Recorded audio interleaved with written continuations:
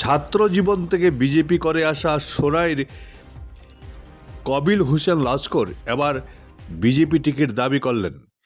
2026 সালে সোনাই কেন্দ্র থেকে তিনি বিজেপি টিকিট দাবি করলেন। Bureau report, Barak vision.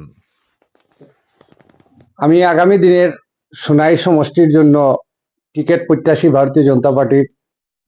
আর আগামী দিনে দল আমাকে টিকিট দিবে বলিয়া আমি আশা আকাঙ্ক্ষা আমার আছে। আমার নাম হইল কাবিল হোসেন লস্কর। আমার বাসা হইল গোবিন্দপুর ইস্ট। এখানের মধ্যে আমি ভারতীয় জনতা পার্টি 98 থেকে করিয়া আইতে আসি, আর এখন অব্দি ভারতীয় জনতা পার্টির মধ্যে আছি। আর নেতৃবৃন্দের উপরে আমার আশা আকাঙ্ক্ষা আছে যে আমাকে ভারতীয় জনতা পার্টির টিকিট দিবে বলিয়া।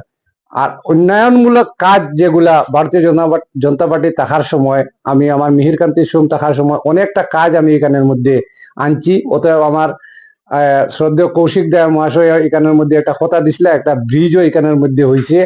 এই ব্রিজের সম্বন্ধে উনি যে কথা দিছিল, এই ব্রিজটা পাক্কা কথাটাও রাখছেন। আর অতএব আগামী দিনে উন্নয়নের কাজের লাগি ভারতীয় জনতা পার্টি যদি আমার সংখ্যালঘু এরিয়ার মধ্যে আমাকে যদি টিকিট দেয়, তাহলে আমি এখানের মধ্যে জিতমু। এটা পুরা আমার 100% আশা আছে। আর ভারতীয় জনতা পার্টির সংখ্যালঘু মানুষে এখানের মধ্যে ভোট দিবে।